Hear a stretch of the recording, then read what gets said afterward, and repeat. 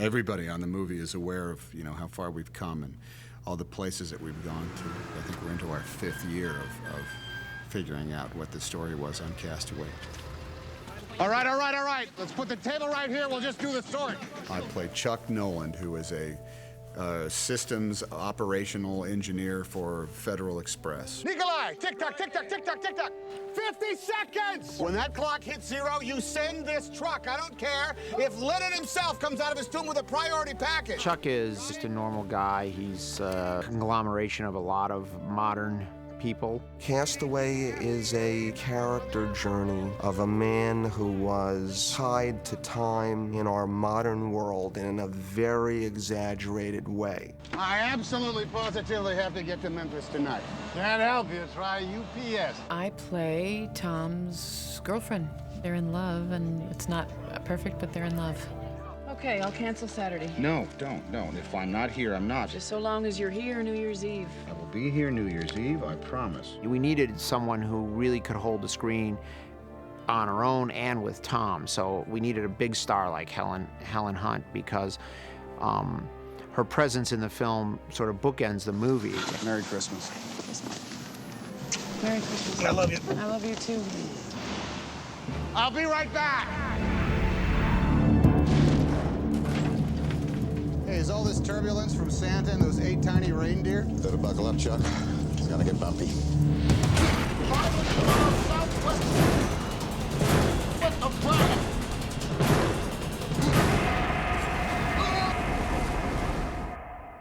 This is a story of the best thing that ever happened to this guy was his plane blowing up and him being stuck on an island for a really long time. Hello? Anybody? His plane goes down, he washes up on an island, and all he has are a few Federal Express boxes. Everything he used to think was important, his watch, his beeper, his cell phone, his calendar, is completely useless to him. And so he has to learn to survive, first physically and then emotionally. Well, the story as a story is very simple, and that is that he just gets stranded on a deserted island. I never should have gotten on that plane. What his spiritual journey is what the movie's really about.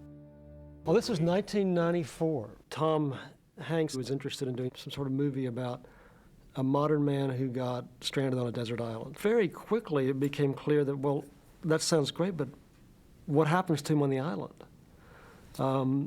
And so I found these guys that were primitive technology experts. My name's David Holliday, and Bill Broyles called me up one day in Tucson and asked me if I would take him on a trip someplace and show him about the desert and what it would be like if a man crashed in a plane.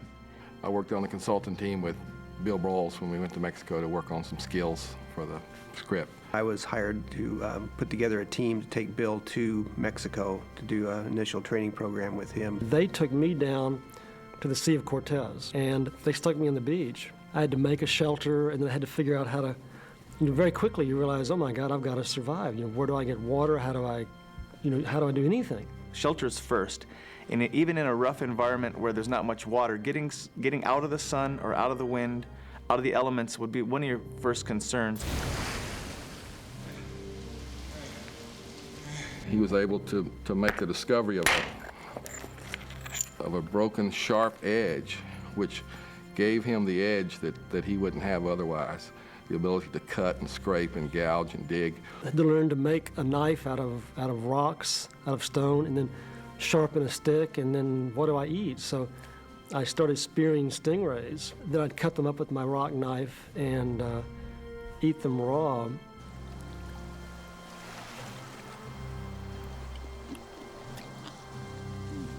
And I very quickly thought, well, I need fire. I'm not going to eat these things raw anymore. Trying to make fire, it was a total comedy. I spent literally a day and a half trying to make fire. And I did all the stuff you do in Boy Scouts. I did this stuff, and they just would laugh. Fire! I had nothing to drink, and I tried to open a coconut. And it's very much like in the movie. I mean, I could not open a coconut for anything.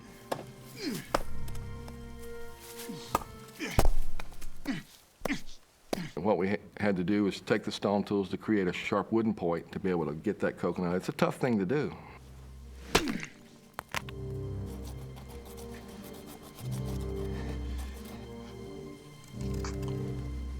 I was so just passing every hour. It just took forever, and I had no one to talk to.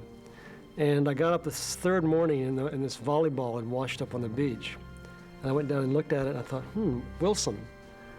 And started playing with this volleyball and talking to it. I guess that's so clearly something part of being human, that you want to relate to something. And I found myself talking to this volleyball. You wouldn't have a match by any chance, would you?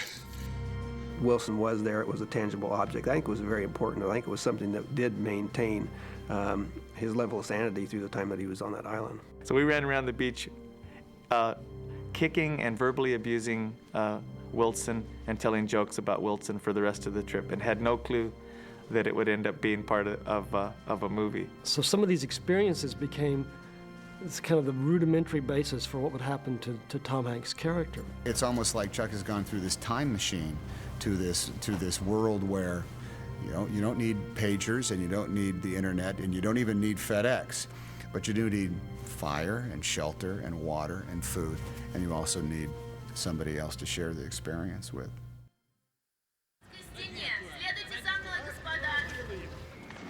Yeah, clamp. Well, that wouldn't make us stuck. Let's go. Unload. Oh, get him out of there. Right here. Two lines. One to the airport truck, one to the Moscow truck. I'm a troubleshooter at ground ops for FedEx, and I'm here trying to get the Russian office up to speed and a little bit more efficient. I will say, I mean, the first shot in this movie was in Russia, and even though it was only a year ago, it seems like it was 4 years ago, just as it would to Chuck. We're here in Moscow, shooting in Red Square.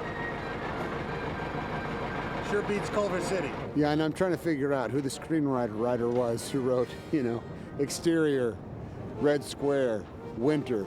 The whole crew wants to get their hands on it. Tell them we'll give them $25 American and a carton of Marlboros to take the clamp off right now. Otherwise, we'll see them in court.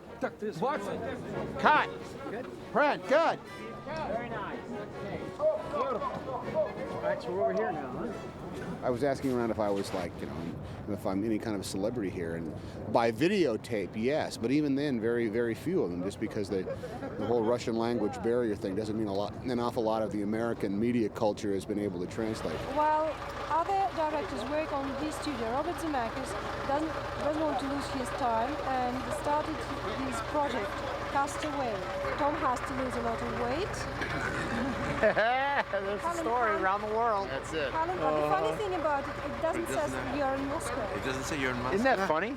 It is funny. There's some reporter sitting somewhere who has no idea. No idea that He's probably like right down the street here, writing that, getting it off the internet like half asleep. No, look, it's the Bob Zemeckis theme. Could have it. There we go. How do Russians read papers with big gloves? What's weird about working in Russia is that you can't make out anything. The signs, the words, nothing. If you're in Italy or France or something, you can kind of figure out some of the words, but in Russia, you need an interpreter for everything. He's going to make a little adjustment. I need an interpreter. Tell him we're going to go back to the shot in the restaurant now. And action, Tom. Nikolai, tick-tock! That's the great adventure of making movies, is you get to go off and I've never been to Russia. I've never been to Red Square. And the first time I went there was because the hotel I was staying at was right across the bridge. I had a view of it from my there's where we're going to shoot tomorrow. I mean, this is the thing also, too, about making movies with Bob. Bob isn't going to blanch for a moment at the idea of making a movie. I mean, I said, well, how are we going to do that? How are we going to get into Red Square in order to shoot the scene? Oh, we'll take the trucks to Red Square. We'll set them up right there. I always forget that Bob is able to not be intimidated by that. Do we like the way these trucks look? Well, they both got to be forward because the sort's going backwards. Right. Yeah, we shut down Red Square, meaning, only people that were walking in here were our people. I have something to tell you about Red Square. When I was here scouting Red Square, I said, we're going to be able to shut down Red Square and shoot here, and they said, yes, as long as that flag isn't red. And I said, okay, very cool. FedEx 88, position Jenna at 1526.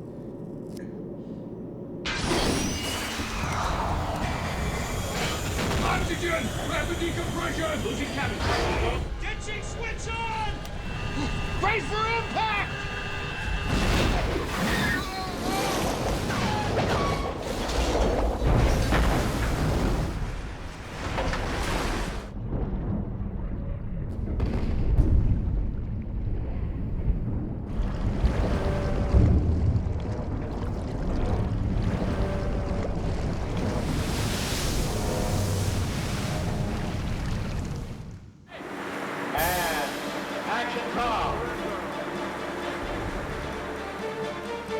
The plane crash, we wanted to look absolutely real, which would make it more terrifying. So we did it at night, and we lit it only by the fire of the burning fuel and the lightning, and there was no like movie lighting or anything like that. What can they do better? Mike? Nothing. We're done. We got it. We got it. Check the gate? Check the gate. All right, guys, we're gonna check the gate. It's very physical. I mean, you're being yanked around, and there's a lot of air blowing on you, and there's water that you gotta deal with. It's kind of like going to a big jungle gym every day and say, what do I get to do today? And water!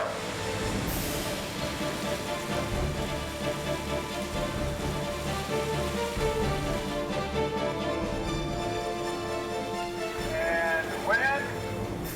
If all of acting is taking these small snippets of real time and then cutting them up and then putting them all together, acting in a scene like that, you're working in the smallest snippets. You really are. It's like 7 seconds here and 3 seconds here and 5 seconds there. And cut. The worst thing that happened to Chuck was his plane. He survived a plane crash. If it had just been that, if he had been rescued 2 days later, well, then I think he'd be haunted by that plane crash for the rest of his life. But the fact is, Chuck survived a plane crash, and then he survived the despair of total, solitude and isolation for another 4 years.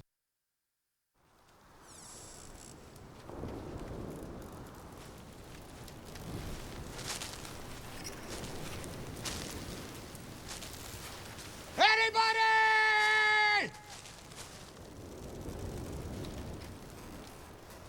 Help!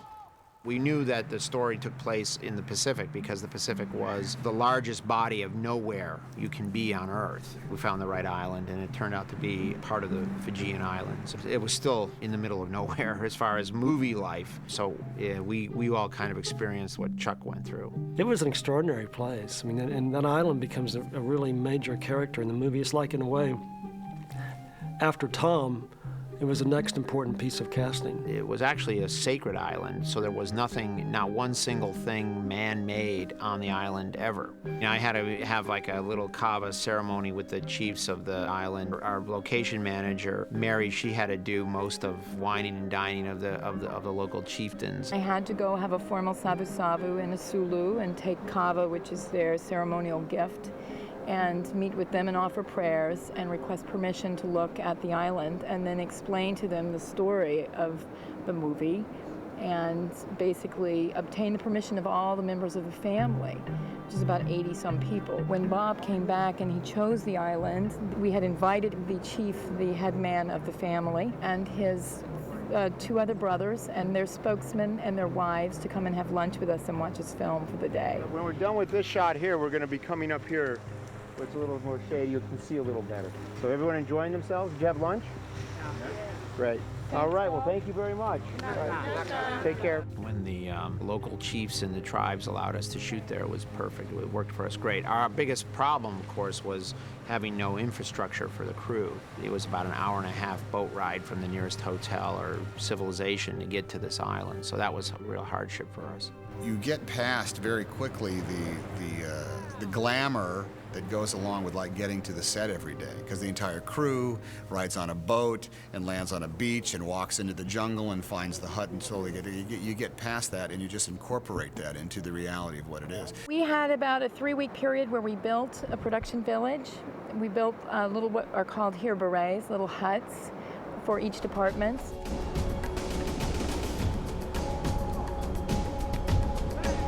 Everything had to be brought onto the island and carried onto the island by boat. So we had a huge army of Fijians helping us out, the Boo Boys. Yeah. This is Armada. 1, 2, 3, 4, 5, 6, 7, 8. Oh, more boats than you can count. They have certain boats for high tide and certain boats for low tide.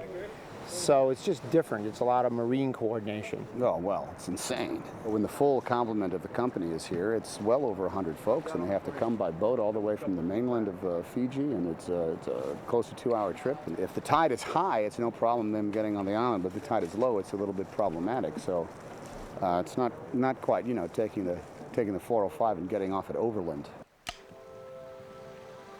That's it.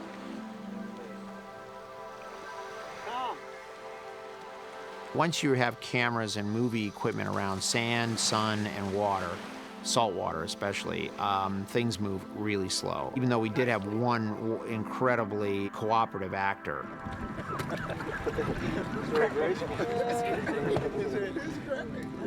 I must say that the first 3 days of shooting here were, you know, fraught with problems, but eventually you just figure out what to do, and it's really not unlike making a movie anywhere else. Action! It was hard because it was really hot and really humid, and it was a hard place to work. How's the weather out here in Paradise? Paradisical. Hot. Not bad though. A little different than Moscow?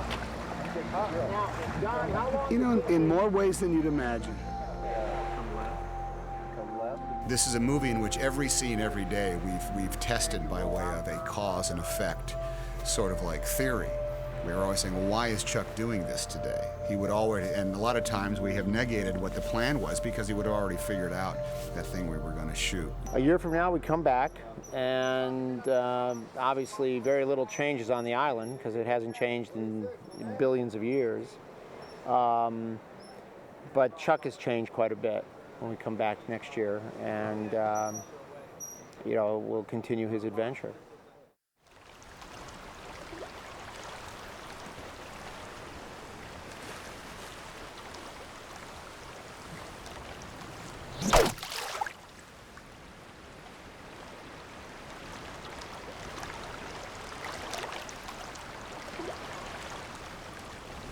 It's been 14 months since we shot part 1, and we're back at the same island, and we're shooting part 2, and this is where our main character, Chuck, has been on the island for over 4 years now. At this point in the movie, Chuck's mental state is acute depression. Tom's, you know, remarkable weight loss saga was so crucial to the movie. It's not a gimmick.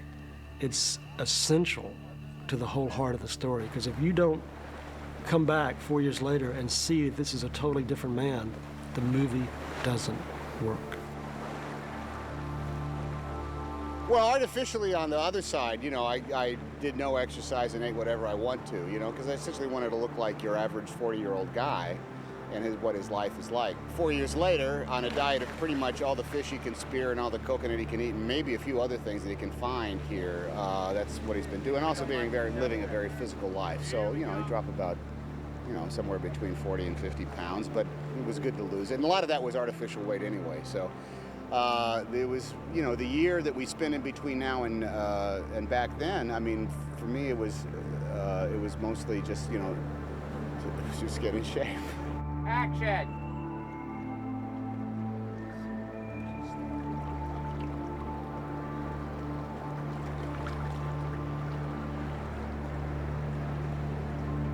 From a production standpoint, we wrote the book on what not to do the first time we were here.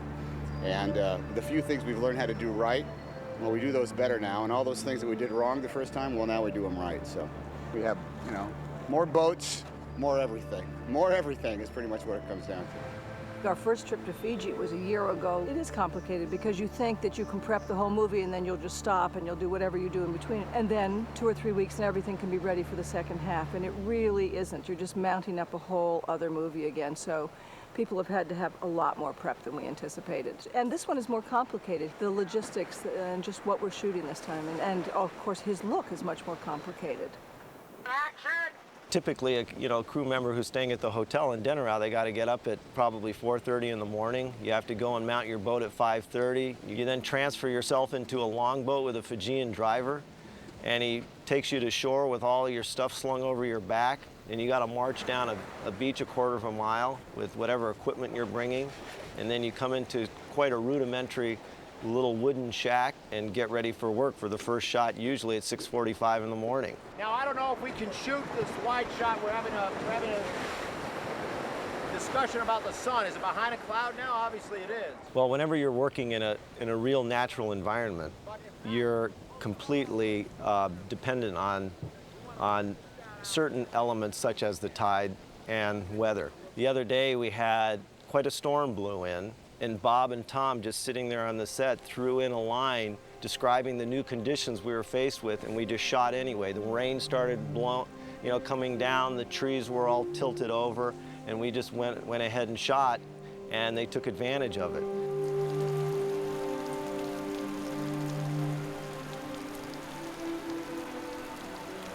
We're jumping back and forth because one of the things we learned the first time we were here is that time and tide waits for no man. So we're really trying to match the tides as opposed, last time we were trying to just stay in like shootout locations. And man, this tide comes up very, very quickly or goes out very quickly. Then I thought when the tide gets lower, you know, for the moonlight shot, after it falls over, we go up on that rock over there. The thing about working on an island is finding shots to work and shoot all day. So we work with the tides. Right now we're doing a scene where Tom is trying to find Wilson. Low tide works because Tom can manipulate through the water easily. It's being able to move from point A to point B. We utilize these longboats. These are our workhorses, and we move and work wherever the tides are good. Cut! Cut! Perfect, Tom. Yeah, they don't make movies like this very often, and now we know why. This is really hard. For me, the movie's sort of an illustration of the idea that surviving is easy, but living is difficult. The time that we all live by goes in very fast, calibrated increments. In the movie, there's a real shift of gears from the Federal Express modern time into that island time. The greatest burden to Chuck's life is the clock. Time is this relentless thing that never ever lets up on him, and that's why the FedEx is the perfect place for Chuck to work. Because we live or we die by the clock. We never turn our back on it. And we never, ever allow ourselves the sin of losing track of time. What happens when, his plane goes down is that the clock is gone. The clock no longer has anything to do with his life. The sun rises and the tides come in, and then the sun sets and the tides go out, but that actually has very little physical effect on Chuck's day. Month and a half until we're into March and April, which is our best chances for the high tides and the offshore breezes. There's not much time. But we live and we die by time, don't we? Let's not commit the sin of turning our back on time. Isolation is the most painful thing that happens to Chuck. When he has to confront his solitude and his isolation, that's when things that we never think about come to the forefront. I would rather take my chance out there on the ocean than to stay here and die, spending the rest of my life talking to a goddamn Bible! Finally, he escapes off the island in a very interesting way. You just hang on! And the remainder of the movie is his sort of returning back to Memphis, into his life, and his whole new life begins. We buried you. We had a funeral and a coffin, and gravestone, the whole thing. You had a coffin? What was in it? The movie kind of takes on a whole nother life once he's off the island. I can't describe it any other way than someone who has died and has come back from the dead. And what are the ramifications of that? For some people, going back to the real world is a shocker. Even after a month where we work with people, you have people who, they've slept in the bed every day of their life. When they go home, they sleep on the floor the first few nights. Other people walking into a room and flipping on a light switch off and on and off and on, they get fascinated by that. The idea of both being drastically changed and at the same time being back at the same place where you started, I think is unique to what we were trying to do here.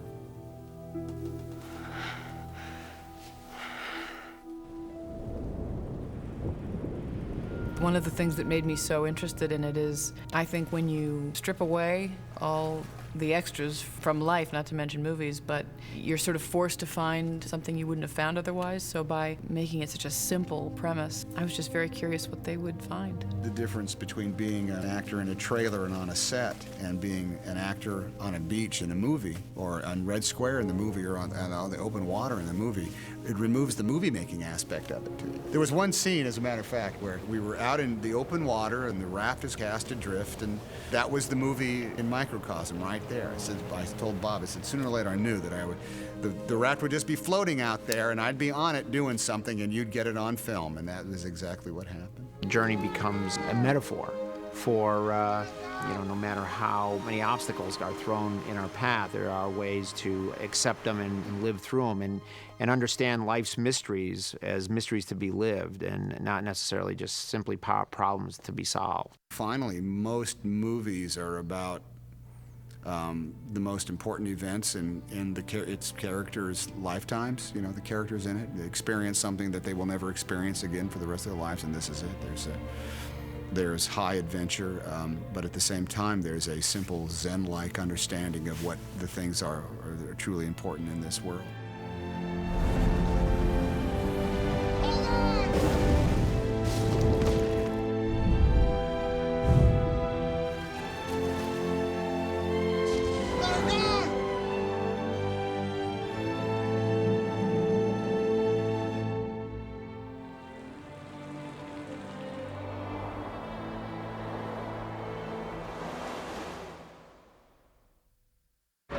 Round concrete thing, it's not a former fountain, it's a former place of execution. You don't have a lot of those in America. You gotta come to the old world for places of execution. All right, I got it now. Here we go. The EPK sees that, sees my goof up. Are they here when I'm doing the great stuff? No. They've run out of film, the EPK people have. Video. We're shooting over Tom to Wilson. How could he come in from that side? This is great. This is a volleyball. Okay, I know. I know. Look here. We got ocean and tide and sun and wind. We're having trouble with a volleyball. I think Bob's really impressed with me. Boy, I hope Bob's happy with my work.